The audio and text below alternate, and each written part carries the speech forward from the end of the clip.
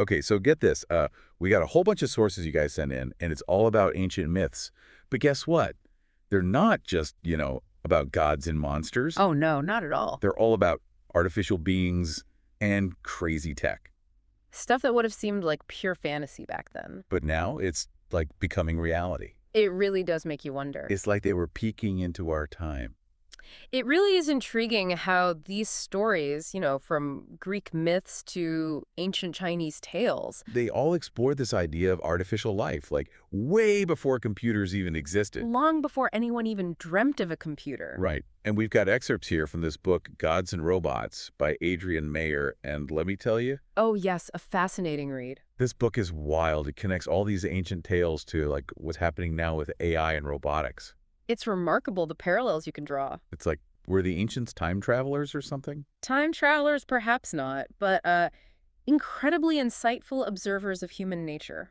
Most definitely. I like that. Insightful observers. And their ability to project those observations into these fantastical narratives. Yeah. It's really something. Take Talos, for instance. Yeah. The bronze giant guarding Crete in Greek mythology. Oh, Talos? He was like a giant RoboCop patrolling the island? Precisely. An ancient automaton, if you will. And not just any RoboCop. He could fly. He could. There are ancient coins depicting him with wings. Zipping around like some kind of ancient drone protecting the island. What I find most fascinating about Talos, though, is that despite being this incredibly powerful being, Yeah. he had a vulnerability, a single rivet in his ankle. Really? His entire system, you see, relied on this mysterious substance called ichor flowing through him, like a divine lifeblood. And damaging that rivet, well, it was like cutting off his life force, his Achilles heel, in a very literal sense. That actually makes me think about, like, even with all the super advanced AI we have today, there could be these, like, hidden vulnerabilities that we don't even realize. Maybe not a literal rivet, but something in the code itself. Absolutely. A single line of code could bring the whole system crashing down. It's a sobering thought, isn't it? Yeah, it's kind of creepy when you think about it. It is. The ancients seem to understand that even the most impressive creations can have these unexpected weaknesses. I guess they weren't that different from us, huh? Not at all. And it's also interesting how Talos' defeat, How's that? by draining his ichor, Yeah. it actually mirrors ancient medical practices. Like what? Bloodletting. Oh, wow. As if they saw a connection between, the vital fluids of living beings Right? and the mechanisms driving their artificial creations. It's like they were saying, even if we create something that seems like godlike, it's still bound by rules, by limitations. Limitations we may not even fully comprehend. Just like AI today, right? You can't think outside the box, Not yet, anyway. Not yet. That's a good point. But speaking of connections to today, Yes. the Talos exoskeleton suit, that's a real thing, a military project. Indeed. A high-tech armor designed to enhance soldier capabilities. Super soldiers. Directly inspired by our friend Talos, the mythical automaton. Ancient myth-inspiring modern military tech. That's wild. It really is proof that these ancient ideas can still spark innovation, even after centuries. So we've got ancient myths predicting killer robots and super soldiers, and now it's all coming true. It certainly gives one pause. It does, it does. But hey, let's shift gears for a sec. Of course. Let's talk about Medea. She was like this sorceress from Greek mythology. Medea, a fascinating figure indeed. But forget the potions and spells. What do you mean? This lady was a straight-up bioengineer. She was indeed renowned for her skills in rejuvenation. Rejuvenation. Imagine being able to reverse aging. Wait, what? Even temporarily. There's ancient art that depicts her demonstrating this. Ow. With a ram. She dips an old ram into a cauldron. And out pops a lamb. Good as new. No way. It's like the ancient version of those anti-aging creams. In a way, but far more extreme. Yeah, definitely more extreme. And don't forget, she's also the one who brewed that potion. Oh, yes. The potion. From the blood of Prometheus, no less.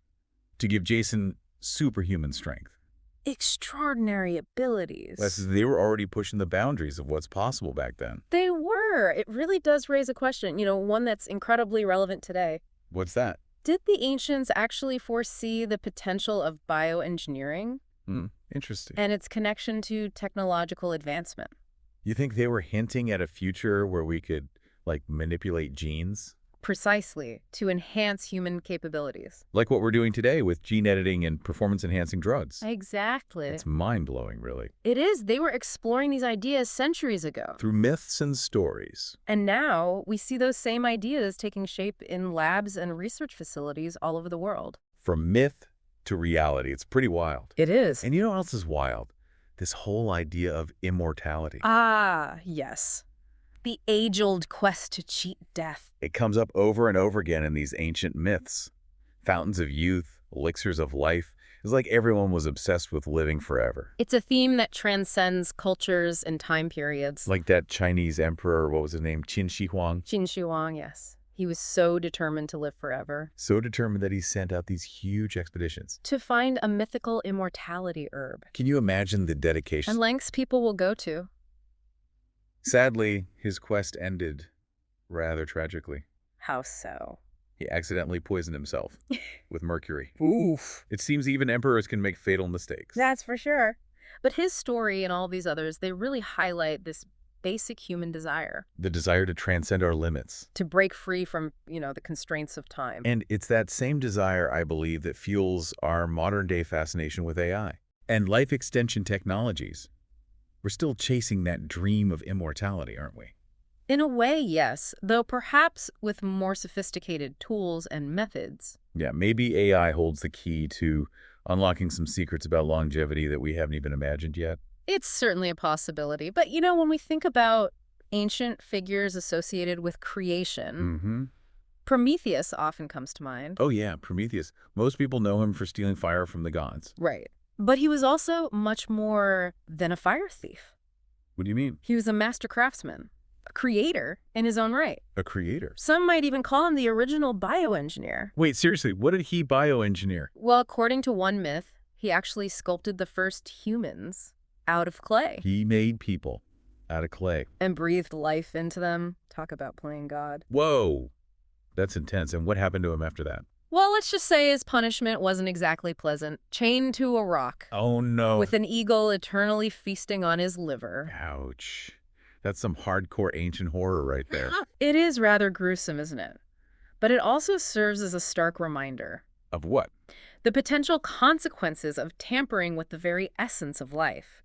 A concept we grapple with even today as we delve deeper into AI development. It's like a warning. Be careful what you create. Exactly. What happens when we create something that can think, learn, potentially even surpass our own intelligence? That's a question that keeps me up at night, honestly. It's a valid concern. The Prometheus myth, with its themes of creation and punishment, really does seem to foreshadow this duality of AI. Duality. Its immense potential for good, but also, the potential for unintended consequences. Like fire, AI can be both a tool and a threat. Depending on how we wield it. Precisely. Which brings us to another mythical figure, Daedalus. Daedalus. Remind me, what was his deal again? He was a master craftsman, an inventor, but his creations, they blurred the lines between reality and artifice. Like what? Statues so lifelike they seemed to move, wings that allowed him to fly. Oh, yeah. And didn't he also build a wooden cow? He did. A cow so realistic that a queen fell in love with a bull. Things got weird with that one. They did indeed. But what's so fascinating about Daedalus is how these myths explore this idea. What idea? Artificial creations. Becoming so lifelike that they challenge our perception of what's real. Kind of like what we're seeing now with like deep fakes and crazy realistic CGI, right? Exactly. It's like they were warning us, The closer we get to creating truly lifelike AI, the more we need to question what's real and what's not. A fascinating and perhaps even unsettling thought to ponder. It is unsettling. But hey, we're going to take a break for now. Of course. We'll be back soon to dive even deeper into this. We'll explore more incredible myths and uncover their connections to the AI age. With plenty more mind-blowing insights along the way. So stick around, folks. This deep dive's just getting started. And if you're enjoying the show so far, don't forget to hit that like button. And subscribe to our channel for more thought-provoking content. We'll see you soon. Welcome back to the Deep Dive. We've been on quite a ride, haven't we? We have, exploring these ancient myths and their uncanny connections to modern AI. It's been fascinating. It really has. But you know what I keep thinking about? What's that? It's not just about the cool gadgets and, like, the mythical beings. It's about, like, what it means to be human. Absolutely. These stories delve into some profound questions about human nature. Yeah, like take the whole idea of immortality. Ah, yes! Immortality, a recurring theme in mythology. We touched on it earlier with Emperor Qin Shi Huang. Of course, his quest for the immortality herb. But it makes you wonder, like, why were the ancients so obsessed with cheating death? It speaks to a fundamental human longing, don't you think? What do you mean? This desire to transcend our limitations, to experience all that life has to offer, but without the constraint of time. It's like that ultimate freedom. Precisely. But the myths also offer cautionary tales Oh, yeah, like what? about the potential downsides of achieving immortality. Like, it's not all sunshine and roses. Not necessarily. Remember Tithonus? Tithonus. Refresh my memory. He was granted eternal life, Sounds great. but not eternal youth. He ended up withering away, trapped in a decaying body for centuries. Okay, yeah, that's less great. More like a nightmare scenario. It highlights this complex relationship we have with life and time. You're saying immortality isn't always a blessing. Exactly. The myths remind us there's a certain beauty in the ephemeral nature of life. Ephemeral. Fleeting, temporary. Okay. Our mortality, in a way, it's what makes life precious. So what you're saying, we should embrace the fact that we're going to die? Not exactly. It's more about recognizing that our time is limited. Makes sense. And that motivates us, doesn't it? To make the most of our time, to form connections, pursue knowledge, experience all that life has to offer. It's like knowing our time is precious. It gives us a sense of purpose. Exactly. So maybe the quest for immortality shouldn't be about literally living forever. Interesting. But about living a life so full, so meaningful, Yep. that it resonates, even after we're gone. A legacy, in a way. Exactly. Yeah. Leaving a mark on the world, making a difference. Just like these ancient myths continue to inspire us even thousands of years later.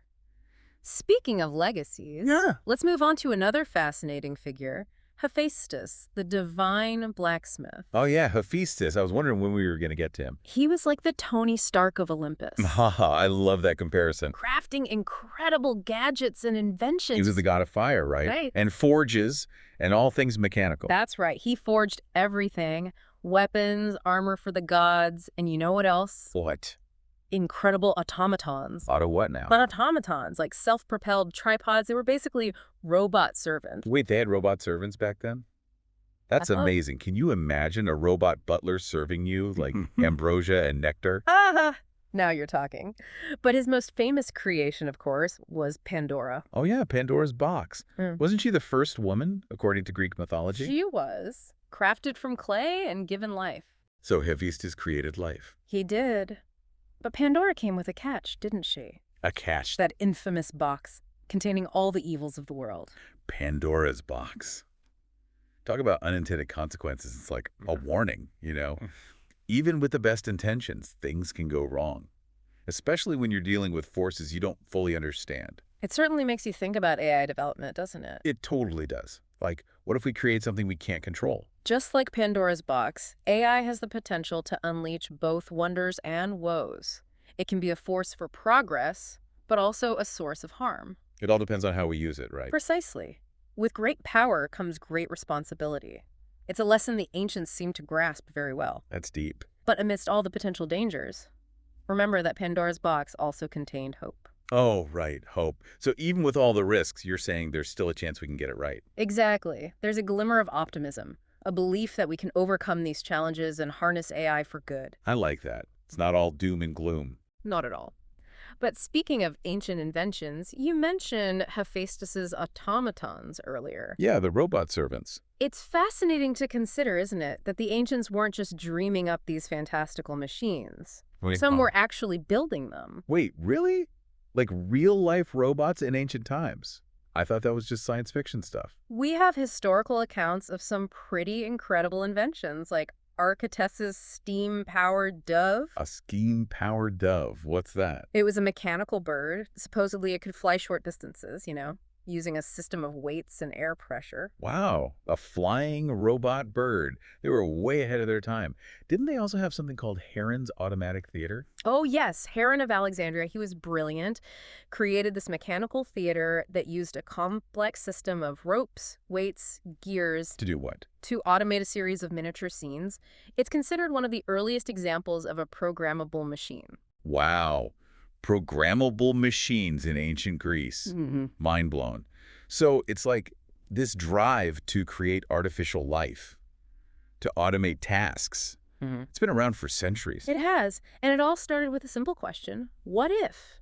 What if we could create something that moves and acts on its own? That what-if question has led to some pretty incredible things. And kind of terrifying things, too. That's true.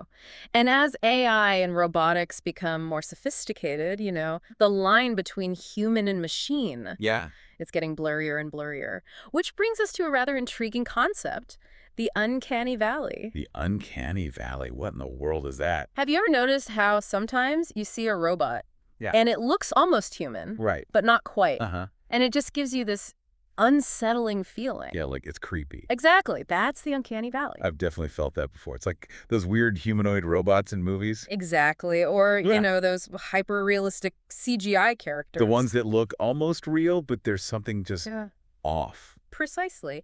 And you know what? I think the ancients might have experienced the uncanny valley, too. Wait, really? How so? Think about those stories, about statues so lifelike they seem to breathe. Oh, yeah, I've heard those stories. Creepy. Imagine encountering one of those. In a dimly lit temple or something. Yeah.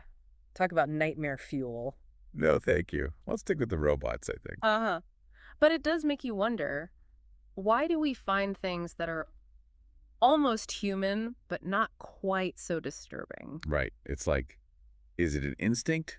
Some kind of warning sign that something's not right? It's a question psychologists and neuroscientists are still trying to figure out. So we don't really know. Not definitively, but it's clear that this uncanny valley effect, it's real. Yeah. And it has implications for how we design AI and robots. So what? We got to make our robots look either totally different from us or like so real that they're indistinguishable from humans. It's one approach, but even that raises some ethical questions, doesn't it? Or like what? If we create AI that looks and acts just like us, what rights do we owe them?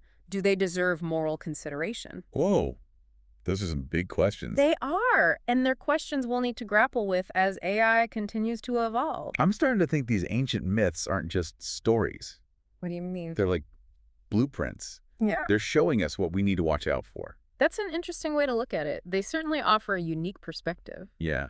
And this whole conversation has just made me think about the future in a whole new way. What we're creating with AI. Yeah. It's both exciting and terrifying, It is. We're entering uncharted territory. We are. But hey, I'm ready for more. Let's keep going. Man, we've covered a lot of ground, haven't we? Killer robots, bioengineered marvels, gods creating humans out of clay. It's like all these ancient myths. Mm-hmm. They're like a crash course in the history of human imagination. They really are. And what I find so striking is how these stories, they were crafted centuries ago, but they still resonate. Resonate with what? With our modern anxieties about AIs, like the ancients. They were already grappling with these questions. What questions? The same ethical and philosophical questions we face today. About artificial intelligence. Exactly. You really think they were trying to, like, warn us? It's certainly possible. Warn us about what? The potential pitfalls of creating life or something that resembles life.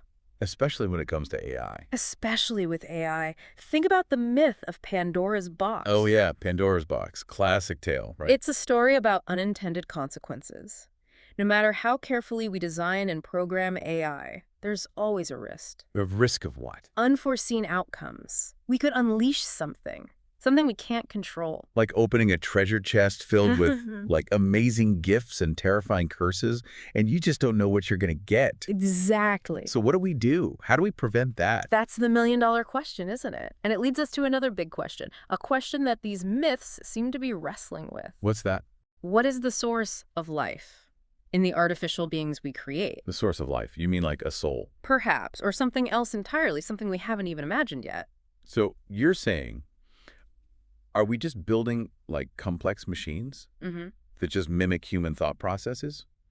Or are we actually on the verge of creating something truly unique, something with consciousness? It's a question that has no easy answer. But it's a question we have to ask. Absolutely. And if we do manage to create some form of artificial consciousness, Yeah. how will we define the relationship between humans and these beings? Will they be partners, collaborators, something else entirely? Will we repeat the mistakes, the patterns we see in mythology, Right. where the gods create humans and they can't control their creation? It's a cautionary tale, for sure.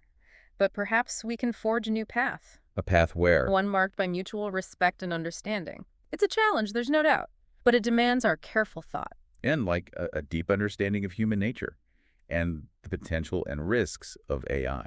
Exactly. We need to establish ethical frameworks to ensure that AI development is guided by responsibility, by a commitment to the well-being of humanity. Okay, so big picture time.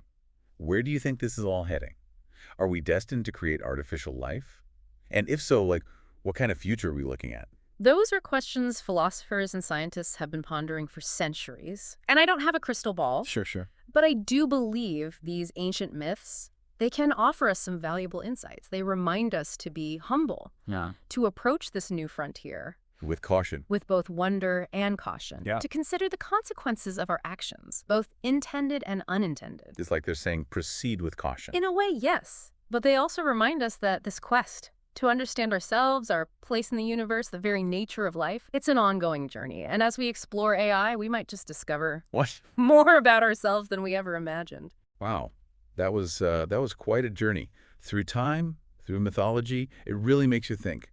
What stood out to you? What are your thoughts on, these ancient parallels to today's AI advancements? Share your thoughts in the comments. And if you enjoyed this deep dive into the world of gods, robots, and the mysteries of creation, don't forget to hit that like button. And subscribe to our channel for more thought-provoking content. Until next time, keep exploring, keep questioning, And keep imagining the possibilities.